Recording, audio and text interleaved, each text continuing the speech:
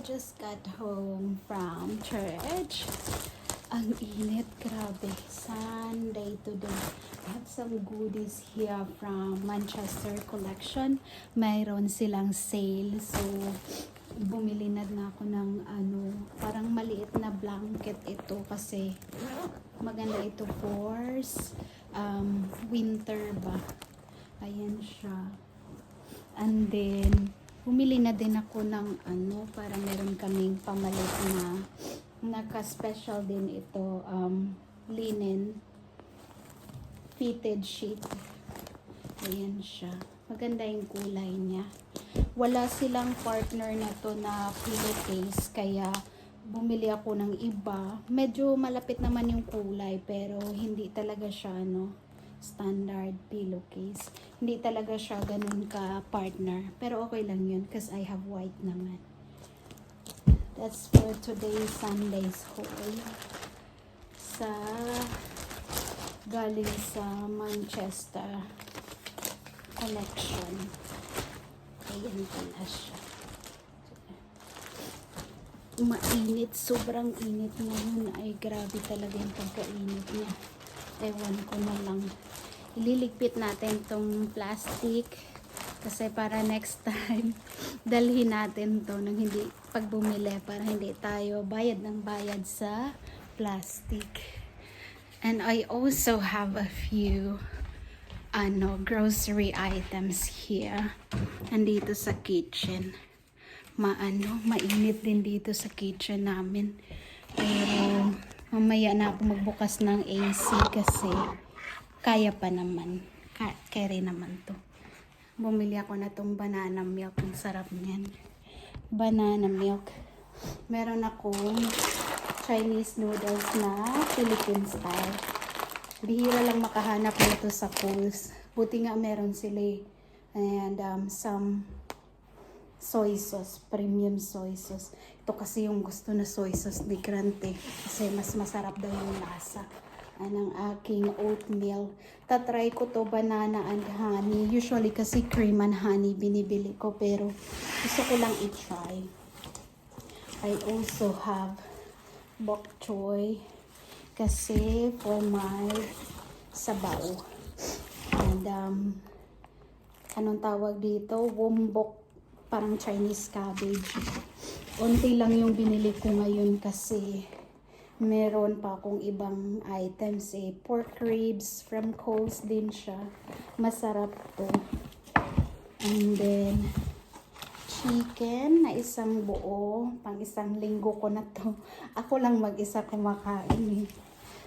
Ito, ang mahal-mahal na itong capsicum na pointed na to. Parang isang peraso, $2.90. Grabe, diba? $2.90. Mahal na yun pag i-convert. Tsaka patatas kasi magsasabaw ako in few days. And carrots, baka gagawin kong apritada or ganun. And a beef. Baka gusto ko ilaga. Kahit diced beef, nilalaga ko yan. And then onion and garlic.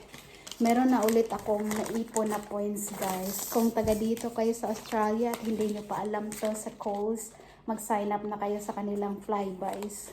May 36 kitchen knife credits na ulit ako. Paabutin kong 40 kasi gusto ni Grant yung mas malaking knife. Okay po. That's all for my today's grocery haul. Ang pawis ko, sobrang init kasi. Pero yung init nila, ganyan, tawag na to, humid ba? Wala namang araw, pero grabe talagang init. Flex ko lang tong nice dress ko, guys. From my friend. Christmas present niya sa akin, si Giselle. Thank you. Ang nice, guys. Tada! Andun nga pala yung mga nabili kong, tawag dyan, bedsheet and yung blanket. Ang ganda. Ang comfy niya pa. Thank you, Sis Giselle. That's my outfit for the church earlier. Ngayon lang nagaganto-ganto at my time. Ito pala guys, screen ng bintana namin yan, natanggal muna kasi aayusin nila yung aming window. So, nandyan lang siya sa side. Panira ba ng view? Carry lang. Pero ang ganda ng dress ko, ano. Thank you, Sis Zell. Hope you're watching. Charing. Joke lang. Rainy Monday. Which is good.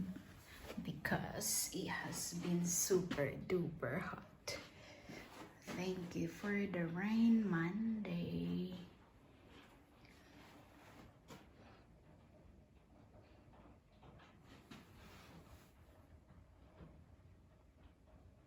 Nice and raining. Nice. Morning guys. Set up natin tong lawn mower. Ta-da!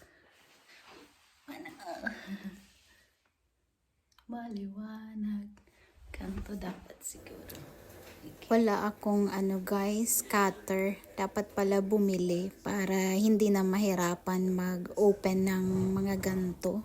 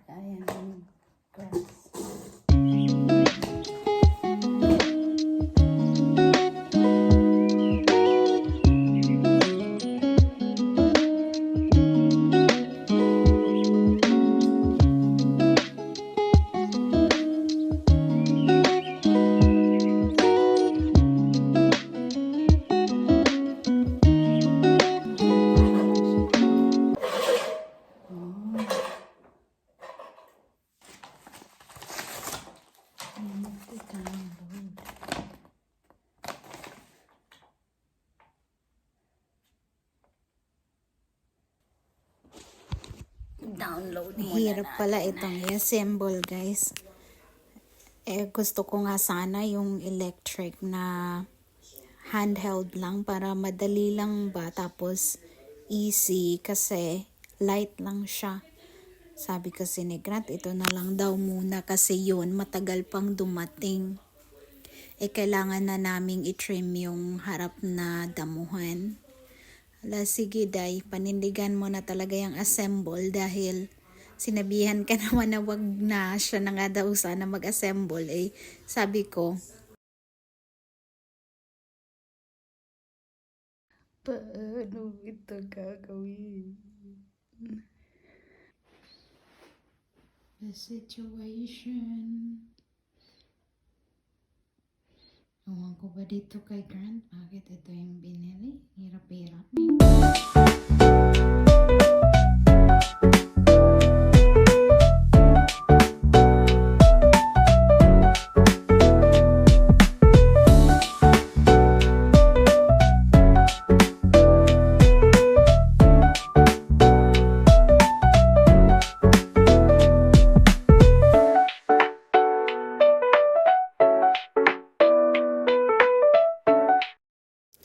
habang ako ay nag-assemble neto guys, meron nga pala akong sasagutin din sa tanong ng iba.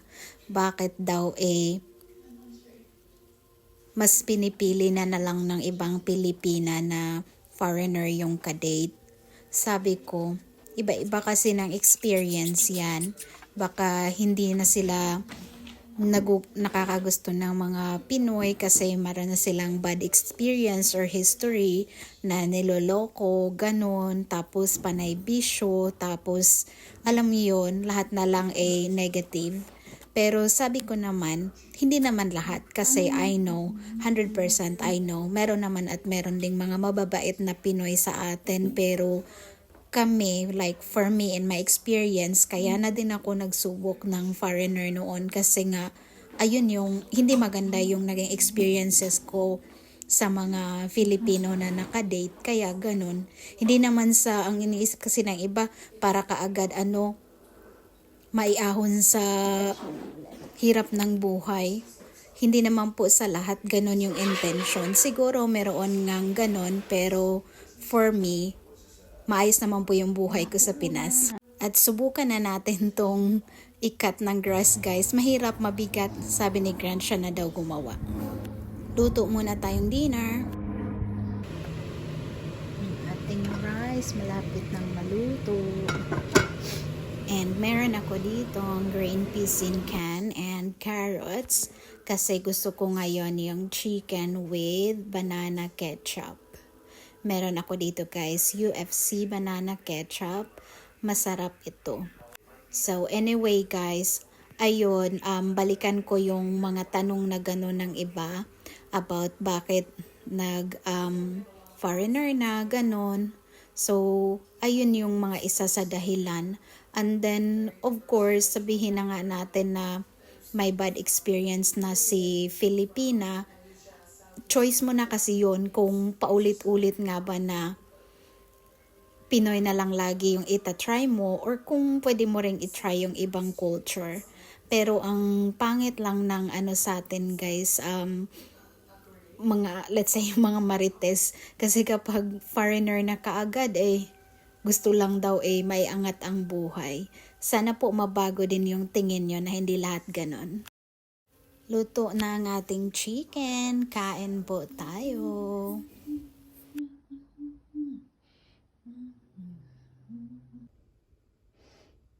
Another HelloFresh recipe. Let's cook. Hopefully it's yummy. Yesterday was yummy too, pero hindi ko na na-video ang step. Let's cook again.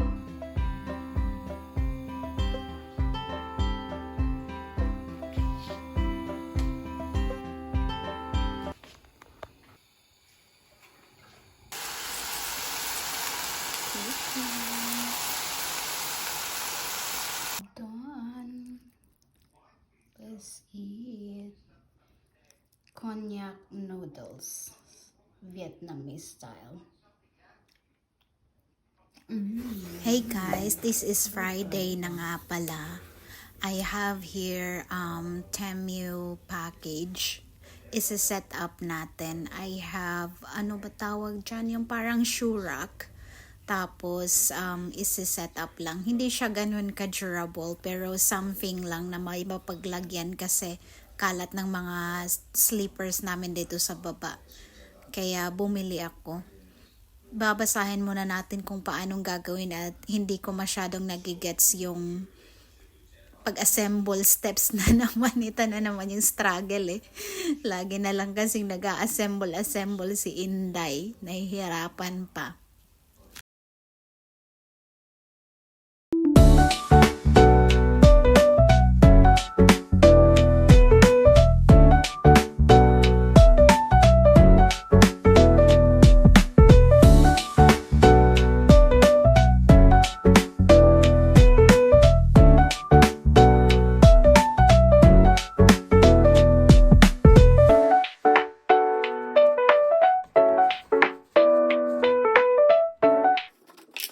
So far, ito na yung na-assemble ko guys. Ito na yung nagawa ko. 6 na tier yan siya. Naka-break lang kasi ako, kaya tigil ko muna. Kanto pag work at home Tada!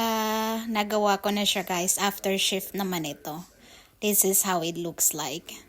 Ayos din naman. At least, hindi na makalat ang aming slippers diyan sa baba.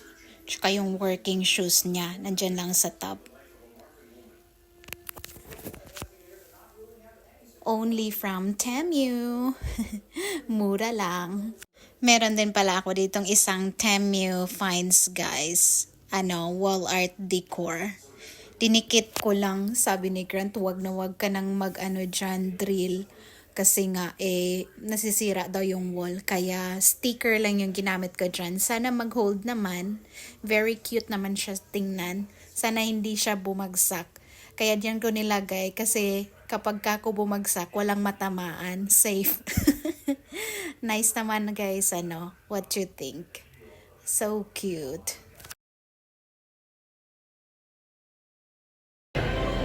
It says sorry. What's the sorry? You gonna be endorsing Mary Pam? Zell said, we have a new recruit now, you.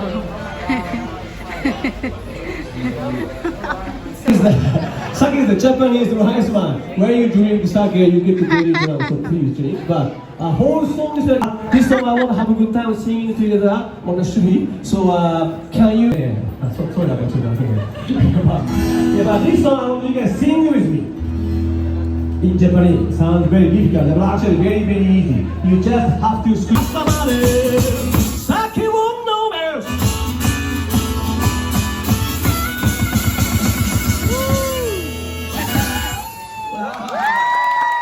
Thank you. So, you guys